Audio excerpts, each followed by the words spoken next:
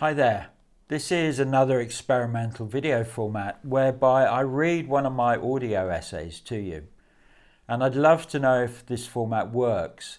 So I have this kind of iPad tablet. I often write in actual notebooks with pen and pencil. I find it a better way than typing. It allows my thinking to slow down. So the purpose of the essays really are just to give you a kind of felt sense of what it's like to go out foraging. If you're new to all this, it's a way for me to kind of hopefully light you up with a bit of enthusiasm that you just want to get out and explore your environment more than maybe you have been.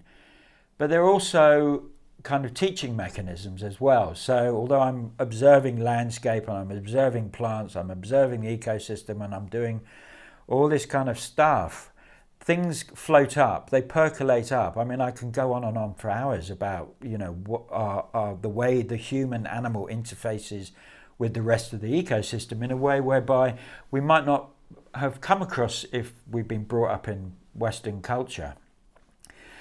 So I'm going to be looking down. Imagine that you're at a book reading, really. That's what I want this to be. And you can close your eyes. You don't have to actually, look at my face.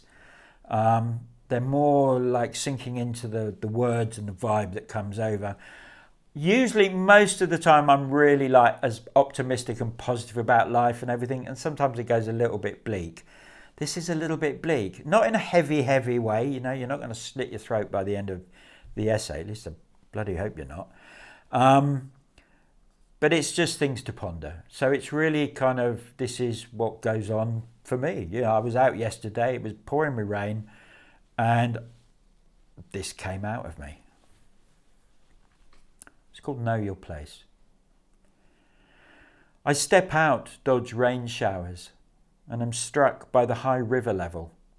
It's so high that the area where I usually sit, elevated from the river, is submerged. This observation leads me to reflect on the term climate breakdown. I now prefer it over climate change. It conveys the seriousness of our environmental situation. I'm currently living in a rented property near the river. I observe rising waters, overtaking my neighbour's garden. It's never been that high before. I can't help but think about the potential changes over the next decade. This concern contrasts with my sweetheart's desire to own a house. It highlights the personal impacts of environmental changes. Where will we live? As a forager, I've noticed the direct impact of these changes on plant life. Understanding one's local environment connects to the practice of foraging. It involves identifying plant communities and understanding their relationship with their habitat. Yet the rising waters have submerged areas. Wild garlic once thrived there. Now it's covered in silt, and it's challenging to clean. And this has forced me to travel and move further afield to find cleaner wild garlic communities. This experience underlines a broader principle in foraging. It's about conserving energy and using resources. Resources refer to personal energy, not the plants themselves. I emphasise respecting the natural world instead of viewing it through an extractive colonial lens. Rather than the cultural worldview that humans have dominion over nature, my way aligns more with the Buddhist perspectives, or Taoist. They value all species equally.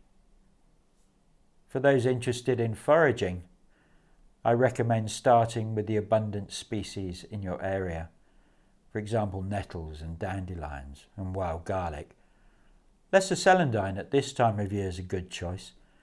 And I've got a plant profile on my website, eatweeds.co.uk.